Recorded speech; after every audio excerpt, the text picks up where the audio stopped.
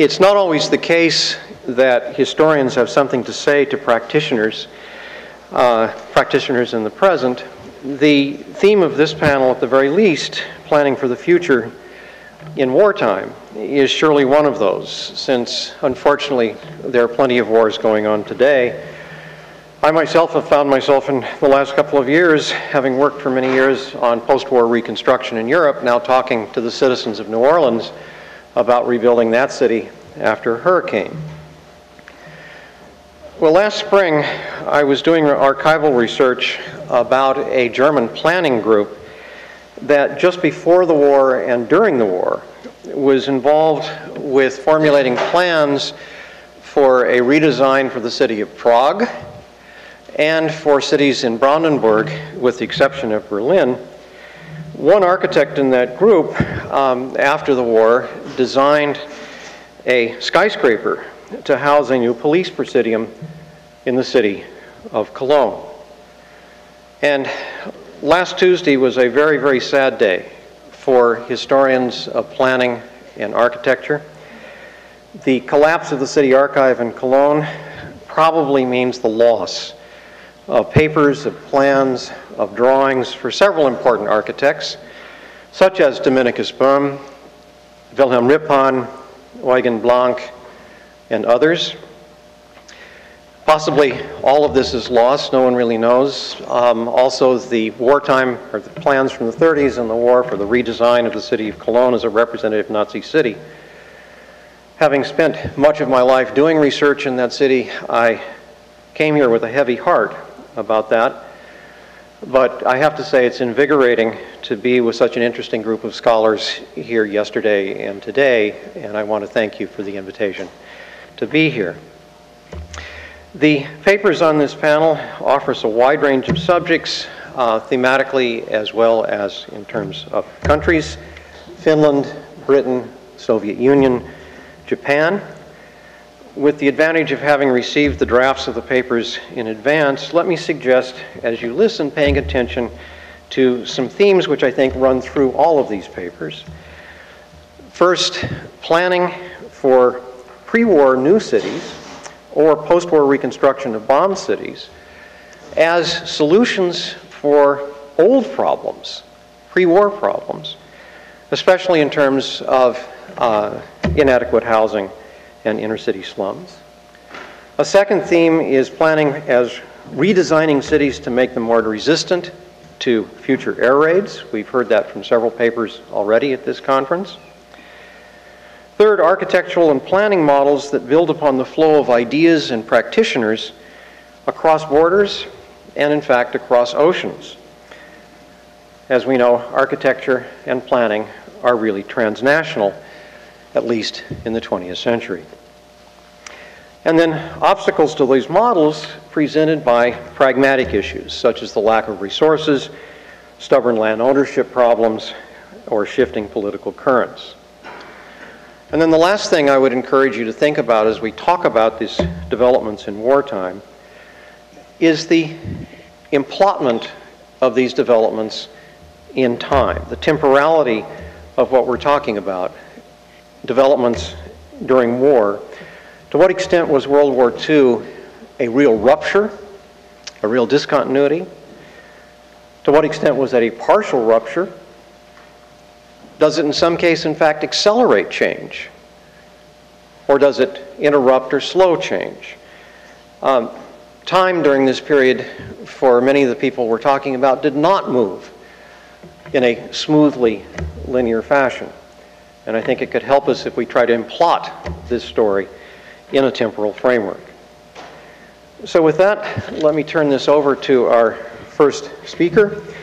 And as I do so, you can read her short biography in the program, but I have the privilege of holding up her very first copy of her brand new book. It even smells like a brand new book right off the press about Aalto. And so congratulations about that, and turn the podium over.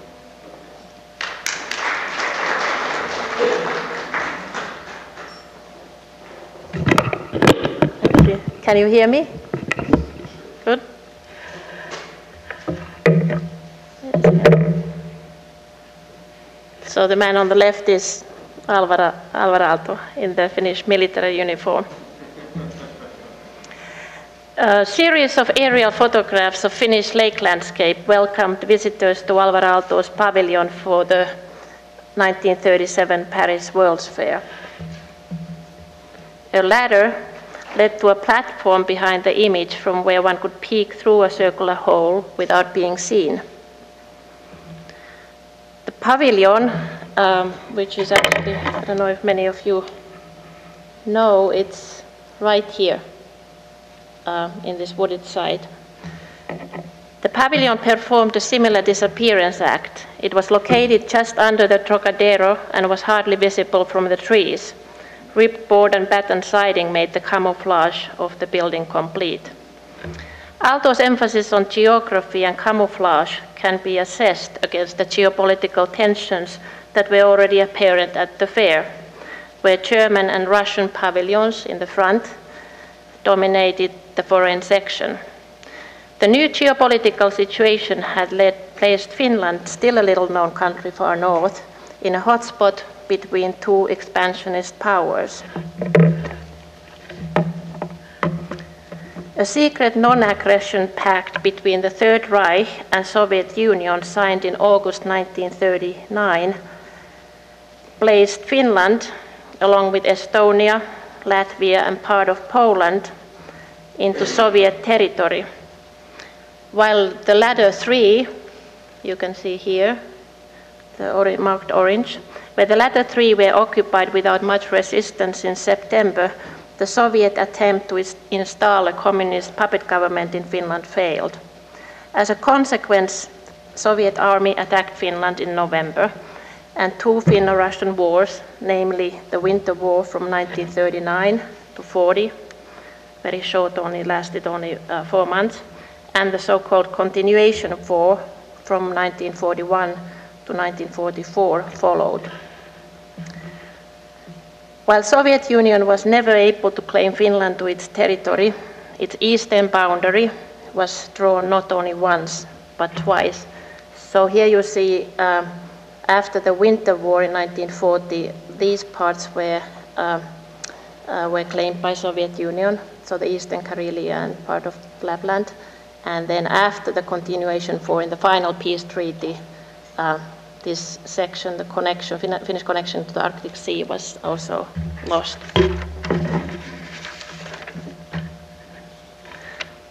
And this is also actually, I don't go into this map, but it's interesting, 1947, at the beginning of the Cold War, there was this map made of the new, the division of Europe into the two blocks, where you can see actually that it was projected that Finland would eventually be claimed into the Soviet territory.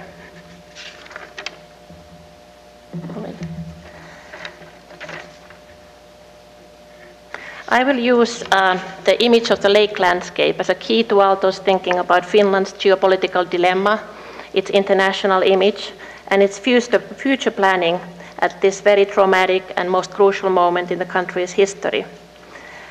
My paper reconsiders the image, along with the narratives, the geographical narratives Aalto wove into a sequence of writings and projects just before and during the Second World War.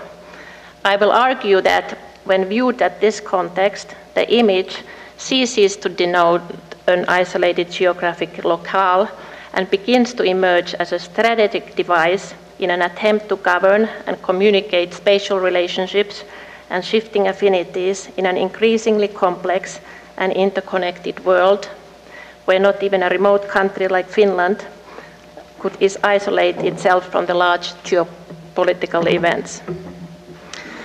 Aalto used different versions of the lake landscape image on several occasions before and during the war. It was displayed as part of his retrospective Aalto Architecture and Furniture that took place in the Museum of Modern Art in 1938, in the Finnish pavilion in the 1939-40 New York World's Fair, seen here on the image, and as part of his many lectures and articles, which goal was to gain support for the Finnish war and reconstruction effort during the war. Significantly, The image emphasized geography over political and cultural identity. The country appeared as a biological place without memory. The landscape itself was endlessly variable and did not require particular semantic reading to be interesting. Repetition of the image in various places turned it into a metronome for the entire country. This gives the first clue how Aalto thought about planning for the country's future, the need to govern country's image, particularly abroad. The message emphasized fluidity and malleability. Aalto had surely considered his choice of the representational technique of the aerial view. The aerial view emphasized that any locality was part of the expansive space rather than a particular place, as it revealed how waterways connected different locales into a continuous matrix. Connectivity was, of course, a prerequisite for modernization and the membership of the increasingly international and interconnected world. We must remember that only 10 years prior, Finland had still been considered as part of what the French sociologist Alain Deleuze had in his book Two Europas called the B-Europe, that is, a mainly agrarian and underdeveloped country lacking the transportation and infrastructure supporting industrial production. This would be compared with the A-Europe, seen on the right, an industrial Europe, which had the infrastructure required for modernization, telephone and electric lines, and railroads. Aalto had anticipated Finland's goal to join A-Europe in his 1932 article, The Geography of the Housing Question, which made the case for Finland's modernization through land urbanization. The aerial views accompanying the article depicted how new infrastructure and land management reconfigured territorial dynamics. Despite the absence of man-made infrastructure in the image of the lake landscape, the representational technique of the aerial view still emphasized territorial dynamics brought by modernization. Significantly, the image of the lake landscape denoted the economic backbone of the country, namely forests and waterways, which allowed the material to move fluidly to the factories. This map in the Finnish pavilion in the New York World's Fair placed Finland at the center of these international export networks. Note how the map takes the country out of its physical context. Finland is here portrayed as a place no longer trapped in its remote location, but as an important node in the network of international commerce, highlighting here the American connection, which at that time had become the number 2 business partner of Finland. The number 1 was England. The map was here used as a highly symbolic representation, which highlighted certain relationship over others. This gives a second clue how Aalto thought about planning Finland's future. It required proper governance of spatial relationships. At the eve of the Second World War, Finland had finally ascended to the club of 8 modern industrialized nations, and factories like Aalto's Sunila pulp mill, completed in 1938, had become the new symbols of national pride. These tangible manifestations of Finland's industrialization, behind these tangible manifestations of Finland's industrialization lie a complex set of legal and organizational measures, such as protectionism and price cartels, which had boosted the shared interest of Finnish industry and state, namely Finnish ownership of material and production, as well as increased international activity. The alliance of industry and the state had helped to create multi-unit industrial complexes that would be competitive in the international arena. By the late 1930s, 80% of country's production, like newsprint, went to export, and Finnish forest industry, which had by this time become Aalto's main client, grew at the rate of 8% annually, an internationally significant figure during the era of worldwide recession. Aalto's own company, Artec, had also expanded to international markets by then. So I want to make the point that Finnish foreign policy at the eve of the Second World War was to great extent dictated by economic policy and intertwined with it. The New York pavilion, in fact, was almost entirely devoted to industry exhibits. It's actually another one showing Aalto's own furniture. Aalto's installation emphasized production and process over finished products. They communicated a sense of plenty and constant emergence. It is indeed interesting to compare Finnish efforts to how other countries communicated the essence of their countries at this critical moment in history at the New York World's Fair. The British displayed the Magna Carta, suggesting that democracy had British origins. The French emphasized the cultivating impact of art, and the Americans their happiness in consumer goods.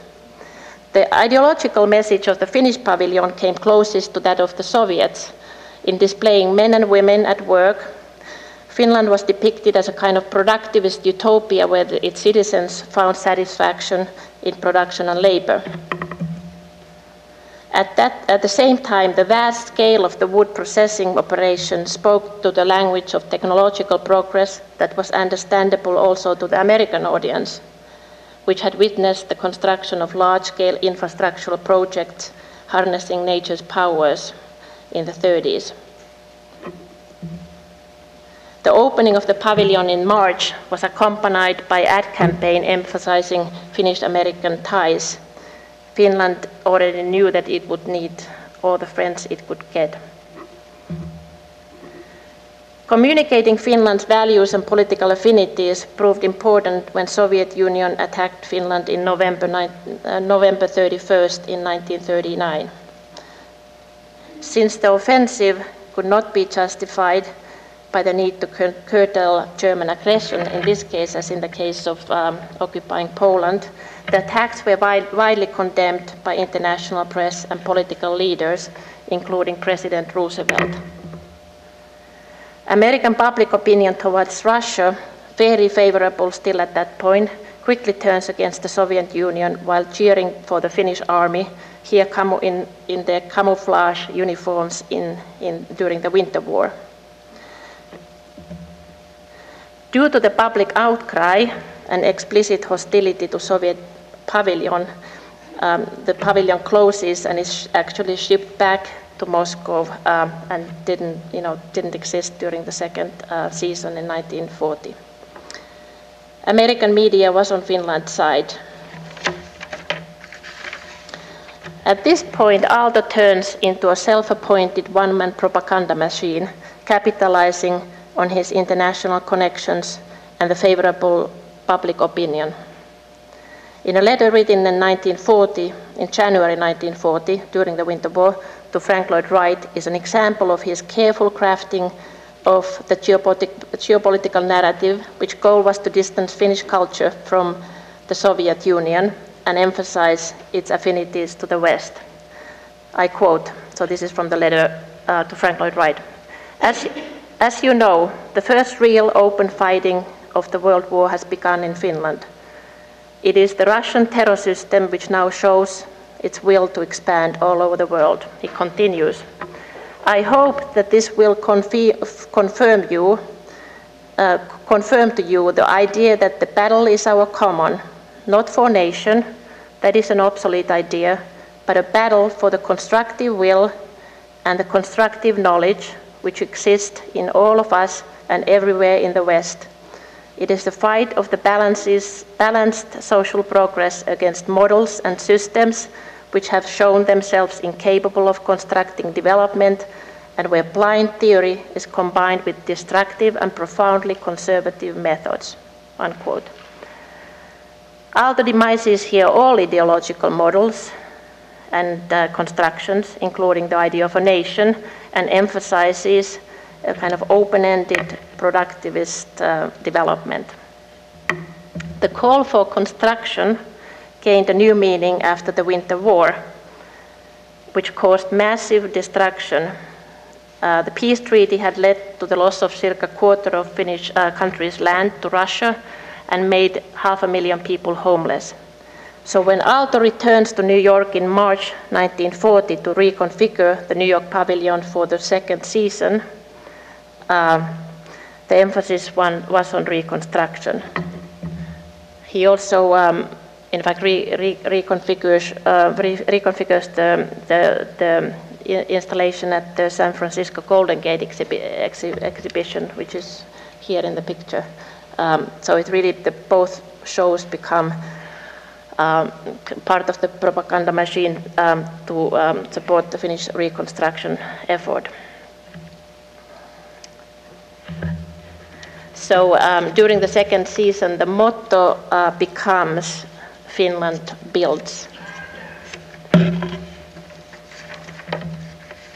Aalto does his share of communicating this non-ideological, constructive ethos of Finland in various media. Quote, "The Finns are a nation of builders. We will probably have to build and fight at the same time," he states in an interview with New York Times in March 1940. His media presence is in fact astonishing. He's often reported, his moves back and forth to US is reported in New York Times, often in the title page. The article Finland he wrote for Architectural Forum that summer. He continued to distance Finnish architecture on the whole from any ideological constraints, including those imposed by the discipline of architecture itself. He went as far as to claim that true Finnish modern architecture had nothing to do with superficial international style, but was based on, quote, "how the country itself, its climate, resources, topography, and ways of living formed the base for the solution of problems of contemporary architecture." This brings us to Aalto's ideas about planning. The quotations above reveal a paradox. Aalto makes again and again the case that Finland has not been and could not be planned. Finland was, according to him, in its essence, a self-regulating quasi-organic entity that evolved in response to natural conditions and external pressures. The lake landscape, I would argue, was conceived therefore as a reflective model, as a predictive formula for this unplannable condition. Aalto's first exercise in large-scale planning, the Kokemäki River Valley Plan, exemplifies the idea of the non-planned plan. It was initiated by Finland's leading industrialist Harry Gulliksen, who was also one of the clients for the Sunila paper mill, soon after the peace treaty with Moscow in spring 1940, which led to the loss of Karelia and many industrial facilities. As the first regional plan for Finland, covering an area near the town of Pori on the west coast, it proposed that the scattered habitation concentrated in the network of villages located in river valleys and along highways. Municipal authorities became actually for the first time players in the planning process, reversing the top-down approach. The function of the regional plan was to knit the thinly populated country into a functioning overall structure that would benefit the country as a whole.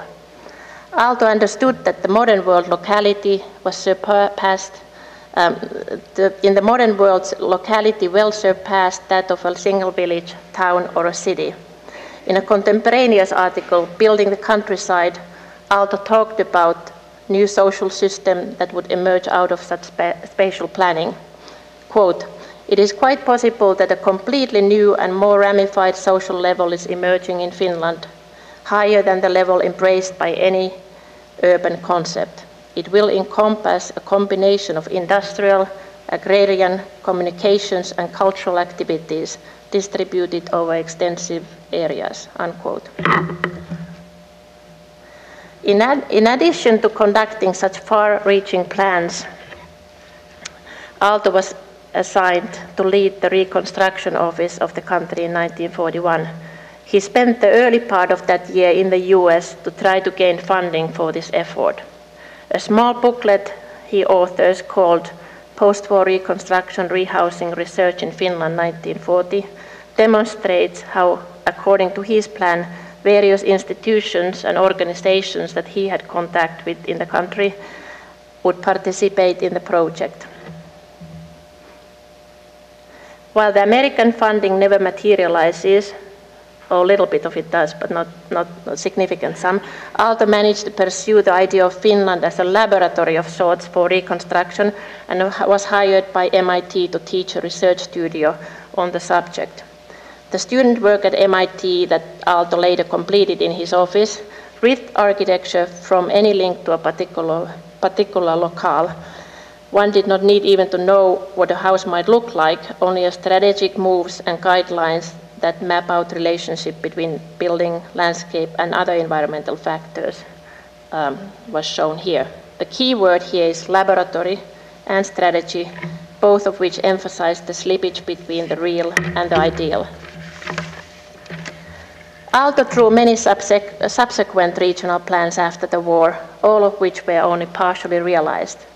The Imatra plan from late 40s was funded by the paper giant Enza Gutzeit, whose facilities had ended up in Russian territory after the continuation war.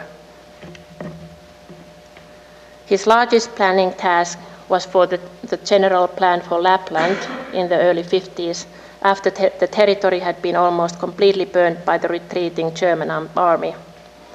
Also here he proposed a network of villages despite the abundant land, because he believed that main function of planning was to establish a new social and spatial relationship that would benefit the country at large.